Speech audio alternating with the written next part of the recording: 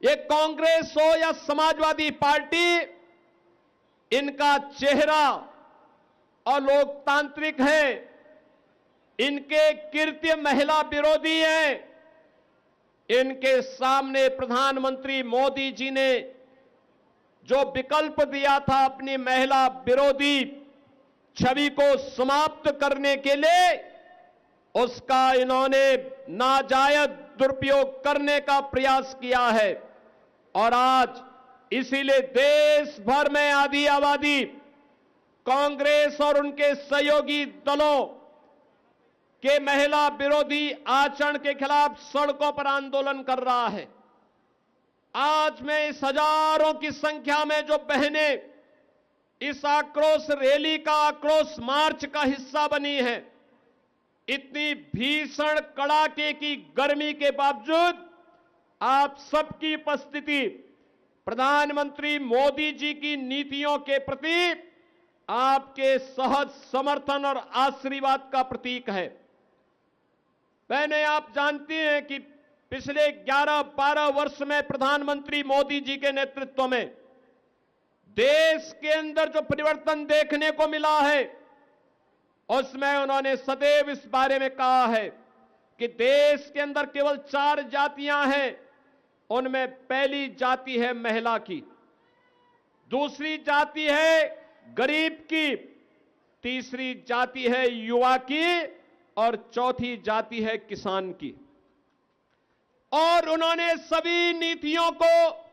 इन्हीं 4 के इर्द गिर्द केंद्रित करते हुए देश को आज आर्थिक उन्नति के एक नए सोपान तक पहुंचाने में सफलता प्राप्त की है। देश के अंदर इंफ्रास्ट्रक्चर के इस नए युग का कार्य हो, नए भारत के अनुरूप भारत के अंदर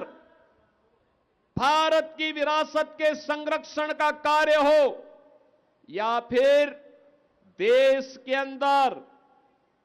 समाज के अलग अलग तबके के उत्थान के लिए चलने वाली योजनाएं, इन सब का केंद्र बिंदु या तो आधी आबादी नारी शक्ति है, जिसके सम्मान, जिसकी सुरक्षा और जिसके स्वावलंबन के लिए अनेक कार्यक्रम चले हैं। आप याद करिए, बेटी बचाओ बेटी पढ़ाओ का कार्यक्रम हो, चाहे वह मातृवंदना योजना हो, चाहे देश के अंदर चलने वाली उज्ज्वला की स्कीम हो, स्वच्छ भारत मिशन में हर घर तक शौचालय के निर्माण का कार्यक्रम हो, चाहे वह हर घर को, हर परिवार को छत उपलब्ध करवाने के लिए, हर गरीब परिवार को छत उपलब्ध कराने के लिए पीएम आवास की योजना हो, चाहे ग्रामीण अभिलेख के रूप में घरौनी वितरण का कार्यक्रम हो, चाहे वह पीएम स्वनिधि में ड्रोन प्रदेश के अंदर स्ट्रीट वेंडर के स्वावलंबन का कार्यक्रम हो, या फिर वह प्रदेश के अंदर, देश के अंदर चलने वाली तमाम योजनाएं जो किसी परिवार को केंद्रित करते हुए उनके स्वावलंबन का आधार बन रही है, ये सभी योजनाएं प्रधानमंत्री मोदी जी ने आधी आबादी को, गरीब को, नौजवान को और अन्नदाता किसानों को केंद्र में रख करके बनाई है।